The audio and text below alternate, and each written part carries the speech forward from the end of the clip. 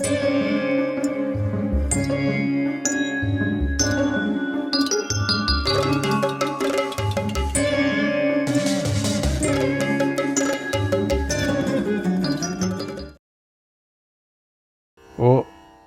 శత్రుసూదన, మనకు కీడు చేసే శత్రువులను యుద్ధం చేసి అయినా సంహరించాలి. యుద్ధాన్ని చేయకపోయినా సరే ఎప్పుడూ వీడేమనుకుంటాడు, ఎప్పుడు వాళ్ళు కీడు చేస్తారనే ఒక భయపడుతున్నాడు. అందుకని వాళ్ళని అట్లా కట్టేశాడు. అందుకని యుద్ధాన్ని చెయ్యకపోయినా సరే ఏదో ఒక ఉపాయంతోనైనా సంహరించాలి. శత్రుశేషం అనేదే ఉండకూడదు. శత్రువులు అనుకోనేశాడు, చిన్నప్పటి నుంచి అదే వచ్చింది వాడికి. సమూలంగా వధించాలి. అదంతా తిరగబడుతుంది అనేది తెలియదు వీడికి పాపం. అవన్నీ ఉపాయాలంతా వీడి మీదే పడతాయి. ఇప్పుడు మేము పాండవుల ధనంతోనే రాజులను పూజిస్తాం, సత్కరిస్తాం, పాండవులతో యుద్ధం చేస్తాం. అప్పుడు మనకు ధనం నష్టం కాదు, మన సామాగ్రి నష్టం కాదు. మనలను కాటువేయటానికి వచ్చిన క్రూర సర్పాలను మెడ మీద ఎవరు వేసుకుంటారు? ఎవరు కూడా వేసుకోరు కదా. క్రూర సర్పాలు మెడ మీద వేసుకొని అలంకారంగా పడతారు, వెళ్ళరు. నక్లీస్ అనుకుంటారా? వాటిని ఎందుకు విడిచిపెట్టారు మీరు? వాళ్ళంతా వాటిని ఎందుకు విడిచిపెడతారు కదా. దాన్ని ఏం చేస్తారు? ఆ పాముల్ని వధిస్తారు. మనం కూడా క్రూర సర్పాల వంటి పాండవులను వధించుదాం. పాండవులు కోపించి శస్త్రాలను ధరిస్తారు, రథాలు ఎక్కి మనతో యుద్ధం చేస్తారు, మనల్ని చంపుతారు. అర్జునుడు మన హస్తినాపురం నుంచి వెళ్ళేటప్పుడు కవచాన్ని ధరించాడట, 2 అమ్ముల పొదలను కట్టుకున్నాడట. మాటిమాటికి గాంధీవాన్ని గట్టిగా పట్టుకొని నిట్టూర్పులు విడిచాడట. అటూ ఇటూ చూసుకుంటూ వెళ్ళాడట. భీముడు తన పెద్ద గదను చేతిలో పట్టుకొని వేగంగా కదిలాడట. రథాన్ని ఎక్కి గబగబగా వెళ్ళాడట. ఇలా మేము వారిద్దరిని గురించి విన్నాం. నకులుడు అర్ధచంద్రాకారంలో ఉన్న డాలును, కత్తిని తీసుకొని వెళ్ళాడట. సహదేవుడు, ధర్మరాజు కూడా వారు చేయాలి అనుకున్నటువంటి పని సూచిస్తూ వెళ్ళాడట. అంత వెళ్ళారట. ఈ సూచనలను బట్టి నాకు ఒక విషయం బాగా తెలుస్తున్నది.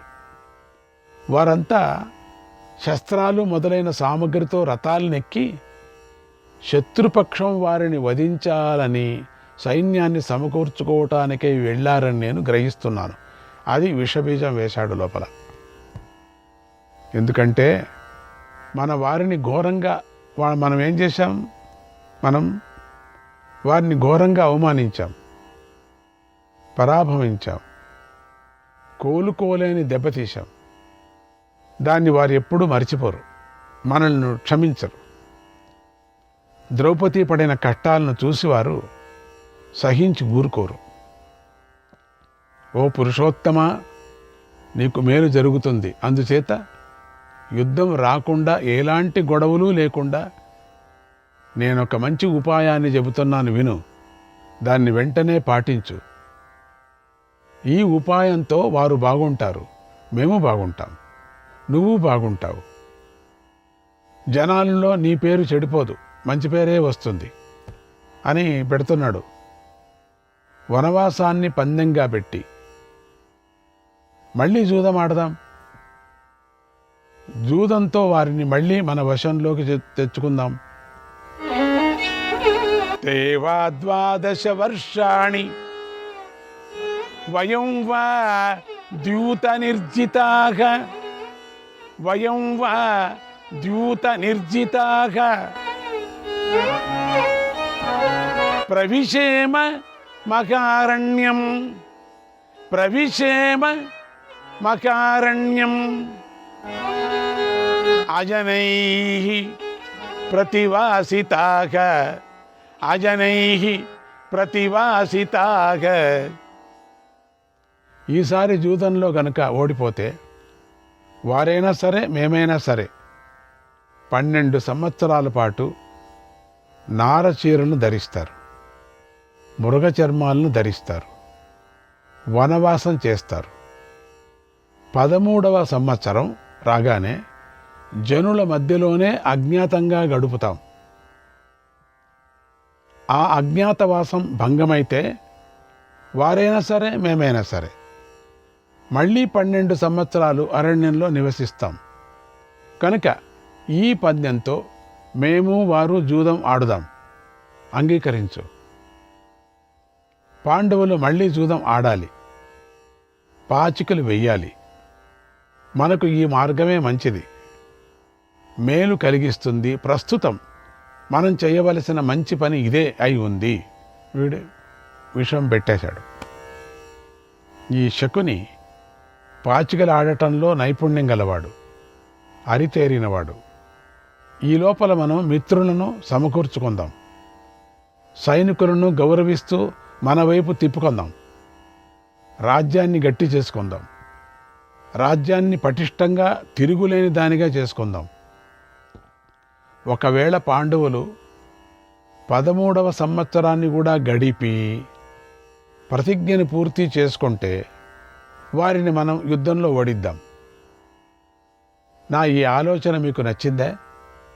అబ్బా, ఎంత మంచి ఆలోచన కదా ఆయన. అప్పుడు ఆ మహారాజును పెద్దగా పొగుడుతున్నాడు, రాజాదిరాజా అనే విధంగా. నా ఈ ఆలోచన మీకు నచ్చిందే? ఉపాయం బాగుంది కదా, దానివల్ల నీ పుత్రులు బాగుంటారు, నీ వాళ్ళు బాగుంటారు, నువ్వు బాగుంటావు, నేను బాగుంటాను కదా అన్నాడు దుర్యోధనుడు. ఇంత కక్షి లోపల ఉంది వీడికి.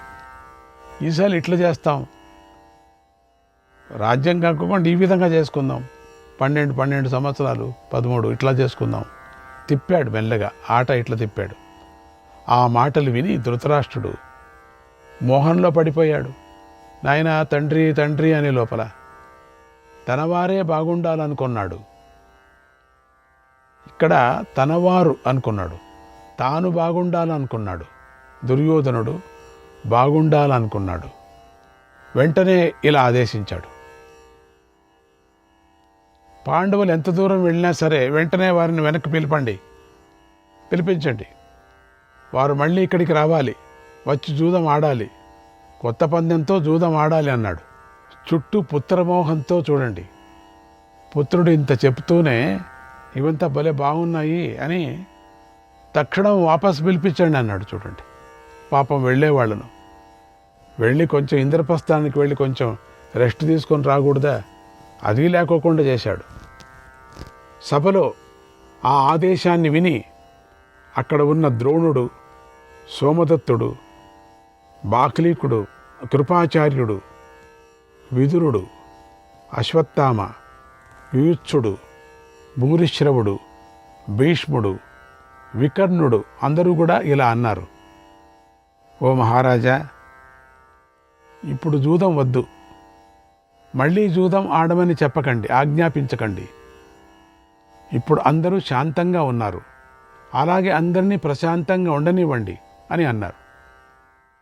ఆ పెద్దలందరూ రాబోయే కాలాన్ని కూడా గమనించి ఏది మంచి చేస్తుందో అది, ఏది చెడు చేస్తుందో ఆలోచించగలిగేవారు వాళ్ళందరూ కూడా. అక్కడ ఉండే వాళ్ళందరూ కూడా బుద్ధివంతులు, వాళ్ళంతా మేలు కోరుకునేటువంటి మిత్రులు.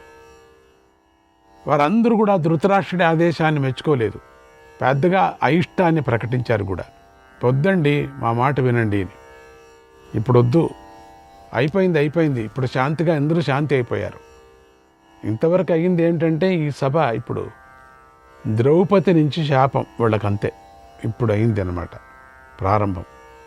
ఇది జరిగింది మొదటిది. అయినా ఇంతమంది చెప్తున్నప్పటికి కూడా అయినా ధృతరాష్ట్రుడు ఎవరి మాట వినలేదు. అయిపోయింది, మళ్ళీ మోహం పట్టుకుంది. మళ్ళీ రజోగుణం తమోగుణం పైన పడి ఆ తమోగుణం వేలు నుంచి కాలు వేలు నుంచి పైన వెంటుకు పై వెంటు చివరి వరకు పట్టుకుంది. ఆ తమోగుణం పట్టుకుంటే అంతే, ఇంకెవ్వరు ఏమీ చేయలేరు, శని కూర్చున్నట్టు. ఎవరు కూడా పట్టించుకోలేదు. ఏమి జరిగినా ఏది జరిగినా పట్టనట్టుగా ఉన్నాడు. తన మొండి పట్టు మీదే ఉన్నాడు. ఈ ధృతరాష్ట్రుడికి మొండి పట్టు వస్తే అంతే. ఇంకా చూడండి, వరం ఇచ్చినట్టు ఇచ్చి మళ్ళీ చేస్తున్నాడు ఈ పని. మళ్ళీ జూదం ఆడవలసిందే, ఆడే తీరవలసిందే. ఇప్పుడు ధృతరాష్ట్రుడు చెప్తున్నాడు. ఇప్పుడు అంటే తానే రాజుగా ఉండి చెప్తున్నాడు. దుర్యోధన వాళ్ళందరూ కర్ణుడు వాళ్ళకి కావాలంటే ఇప్పుడు ఈతనికే కావాలనిపించింది ఇప్పుడు. ఎందుకంటే ఇదంతా విని యుద్ధం చేస్తే మనం ఓడిపోతామనే విధంగా మాట్లాడుకొని వచ్చాడు. ఇంతవరకు అర్జునుడి సంగతి అంత గొప్ప సంగతి ఏదో తెలియాలి అనే దృష్టితో మాట్లాడలేదు. అర్జునుడిని పొగిడి మాట్లాడలేదు. ఒక్కవేళ వాళ్ళు ఏమైనా యుద్ధానికి వస్తే మనమంతా సర్వనాశనం అయిపోతాం నాయనా అనే విధంగా పెట్టాడు లోపల. ఓ అవునవును, కరెక్టు. యుద్ధంతో మాత్రం మనము చేత కాదు, గెలచలేము అని అందరికీ తెలుసు. వాళ్ళు యుద్ధం ఏమైనా ఆడారంటే వీళ్ళు బతకలేరు. అందుకని పొగిడింది అక్కడ. అర్జునుడిని పొగటం కారణం ఏంటంటే ఆయన అర్జునుడి యొక్క మహిమను, అర్జునుడి యొక్క శక్తిని పొగిడాడు. కానీ మంచి మాటతో నిజంగా మంచిగా పొగడలేదు అక్కడ. ఆయన అటువంటి వాళ్ళు యుద్ధానికి వస్తే మన చేత కాదు, నీకు తెలుసు కదా అనే విధంగా. అంటే నీ పుత్రుల యొక్క పౌరుషం నీకు తెలుసు కదా అనే విధంగా సిగ్గు లేకోకుండా చెప్పాడు. అందుకని మోసంతో మనం వాళ్ళు పగబట్టిన పాముల్లాగా పెద్ద పెద్ద బుసగొట్టులాగా ఉన్నాయి, ఏమైనా చేయగలరు వాళ్ళు. అదిగాక వెళ్ళేటప్పుడు వాళ్ళు అట్లా వెళ్ళారు, యుద్ధానికి రెడీగా వెళ్ళారు.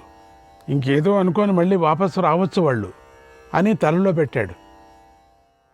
అట్లా కోపంగా వెళ్ళి మన మీద యుద్ధానికి రావచ్చు, మనం సర్వనాశనం అయ్యేది గ్యారంటీ అని భయపడిచ్చాడు. అందుకని ధృతరాష్ట్రుడు హఠం పెట్టాడు, మళ్ళీ జూదం పెడదామని. ఎందుకంటే జూదంలో గెలుస్తామని శకుని ఉన్నాడు కదా, ఈ కుంటి శకుని, ఒంటికన్ను శకుని. మళ్ళీ జూదం ఆడవలసిందే, ఆడి తీరాల్సిందే అని గట్టిగా నిర్ణయించుకున్నాడు. కుమారులపై ప్రేమతో పాండవులను మళ్ళీ ఇక్కడికి పిలిపించండి అని ఆజ్ఞాపించాడు. శ్రీకృష్ణాయ పరమాత్మనే నమః. 75వ అధ్యాయం. పతివ్రత అయిన గాంధారీదేవి కురుకులం సర్వనాశనమైపోతుంది అని గ్రహించింది. అశుభాలను సూచించేటువంటి పరిస్థితి గమనించింది. ఆవిడికి అర్థమైపోయింది. ఎప్పుడు తిరిగి రమ్మన్నాడు ఈ మహానుభావుడు, ఈ గుడ్డోడు, సర్వనాశనం. ఇంకా పతి గుడ్డివాడు, గుడ్డిపతివాడు రమ్మన్న తర్వాత భయపడింది. పరిస్థితి అంతా బాగా గమనించింది. అపశకునాలు సూచించేటువంటి పరిస్థితులు గమనించింది. రాబోయే అరిష్టాన్ని సందేహించింది. పుత్రుల మీద ప్రేమతో మోహంతో ఎంతో బాధపడి దుఃఖించింది. అయ్యో, ఎటువంటి పుత్రులు పుట్టారు వీళ్ళు, ఆ రోజే దీన్ని పిసికి పారేసింటే బాగుండు అప్పుడు అనుకుంది. ఆ టైంలో అనలేదు అయ్యో పుత్రప్రేమ. అయినా లోకానికి మేలు కలగాలని ఆలోచించింది. ఇదేదో లోకానికి మేలు కలగాలనే జరుగుతున్నది, వంశానికి మేలు కలగాలని ఆలోచించింది. పాపం దుష్టుడైన దుర్యోధుణ్ణి విడిచిపెట్టాలని అనుకున్నది. శక్తి కొద్దీ తన ప్రయత్నం తాను చేయాలని నిర్ణయించుకుంది. ధృతరాష్ట్ర మహారాజుతో ఇలా అంది, రాత, మన దుర్యోధనుడు పుట్టగానే బుద్ధిమంతుడైన విదురుడు ఏమన్నాడో గుర్తు తెచ్చుకోండి. జాతే దుర్యోధనే క్షత్త, జాతే దుర్యోధనే క్షత్త, మహామతిరభాషత, మహామతిరభాషత, నీయతాం పరలోకాయ, నీయతాం పరలోకాయ, సాద్వయం కులపాంసనః, సాద్వయం కులపాంసనః. ఈ బాలుడు వంశాన్ని నాశనం చేస్తాడు, కనుక ఈతన్ని ఇప్పుడే విడిచిపెట్టండి, ఇదే మంచిది అని గట్టిగా చెప్పాడు. భగవాన్ చెప్పింది జ్ఞాపకం ఉంది నీకు. వ్యాసుడు వీడు పుట్టినప్పుడే నక్కలాగా అరిచాడు, గుడ్డు నుంచి బయట వస్తూనే నక్కలాగా అరిచాడు. కనుక సందేహం లేదు, వీడు తప్పకుండా వంశాన్ని నాశనం చేస్తాడు. మీరు ఈ విషయాన్ని తెలుసుకోండి, బాగా విచారించి మొత్తము కౌరవులు మొత్తము మన తట్టు ఎంతమంది ఉన్నారో, ఎన్ని ఎన్ని ఎన్ని ఎన్ని కోట్ల కోట్ల కోట్ల కోట్ల మంది అనుసరిస్తున్నారో వాళ్ళందరినీ నాశనం చేసేయటానికే పుట్టాడు. నాకు తెలుసు. ఇప్పటికైనా తెలుసుకోండి, బాగా విచారించి గ్రహించండి. వీడు పుట్టగానే దోషంతో పుట్టాడు. వీడితో చేరిన ఈ దుర్మార్గుల మాటలను వినకండి. మీరు వంశాన్ని రక్షించండి, సముద్రంలో కలిపేయకండి.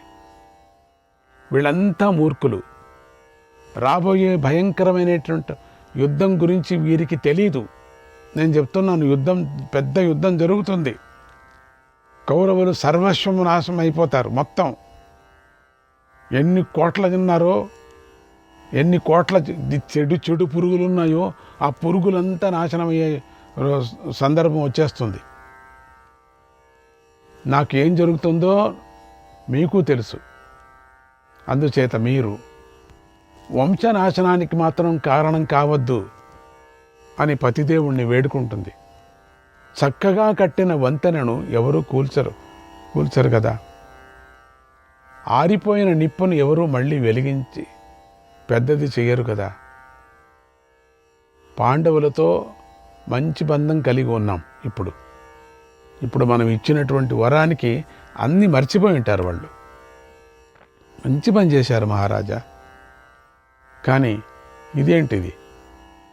ఆ బంధాన్ని తెంపేసుకోవద్దు. దీంతో మళ్ళీ ఏమైనా మీరు ఆడితే ఇక తెంపు అంతే. ఇంకా చల్లారిన కోపాలను మళ్ళీ వృద్ధి చేయవద్దు.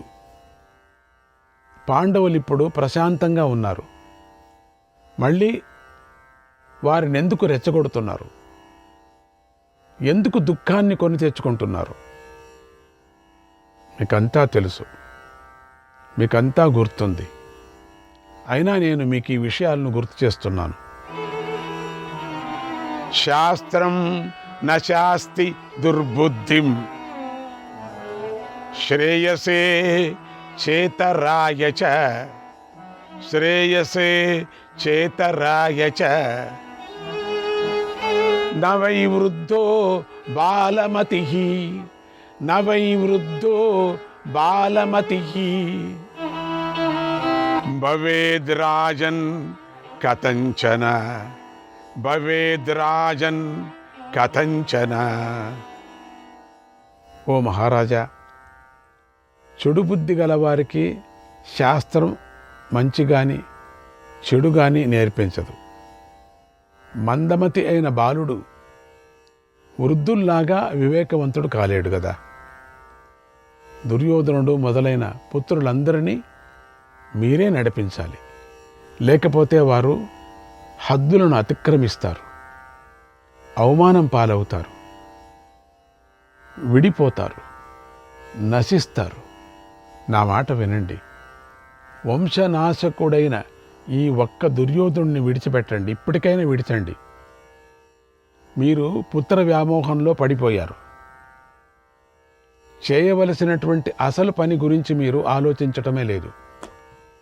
ఆ కారణంగానే ఇప్పుడు మనకి ఇలా విపరీతమైన ఫలితం వచ్చింది. మన వంశమే నాశనం అయిపోతుంది. శ్రీకృష్ణాయ పరమాత్మనే నమః.